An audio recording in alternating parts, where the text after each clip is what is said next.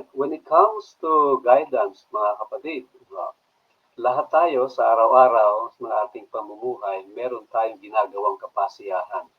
Kaya lang, marahil sa ating mga kapasiyahan, ay tayo'y napapalayo sa Panginoon. Kaya napakainam na atin pong alamin na sa lahat ng pagkakataon, kailangan po natin ng guidance. Now, kapag pinag-usapan po ang guidance, ay napakaraming mga tao na kaya nga po ay pumupunta o kumukonsulta sa ilang mga bagay. Katulad po dito halimbawa, 23% ng mga taong humihingi ng guidance ay nakikipag-usap o nakikinig sa mga tinatawag na inspirational person, yung mga taong nagbibigyan ng inspiration sa kanila. Ang 27% ng population, mga kapatid, ng Christian population to ay nagbabasa ng mga inspirational book. Ako man mga kapatid ay napakadami ko niyan mga inspirational book.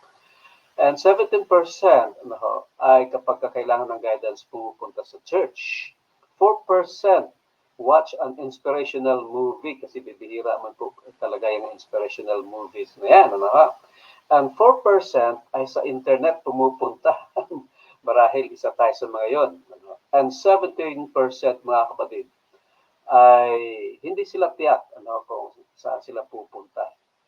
Now, mga kapatid, nais ko pong ating tiyakin na sa ating pong paggawa ng kapasiyahan when we need guidance, it is just like traveling. Kung halimbawa pumupunta ka sa isang lugar, di kaya magtutour ka, lalo na kung sa ibang bansa, you always need a map to get to your destination. Bago ka pa maglakbay, ay inihahanda mo yan lahat. Katulad na po ng ginagawa natin ngayon, ako mga kapatid, ay talagang malaking pakinabang sa akin yung ating tawag na Waze or Google Maps or minsan ay ginagamit yung GPS ang tawagin natin. Kasi kahit magdahe tayo na hindi mo pa kabisado yung pupuntahan, makakarating kang sigurado. So when it comes to our guide or map in determining the will of God, or getting to our destination, yung heaven, the surest guide, ang pinakatiyak na guide po natin or map is the Word of God.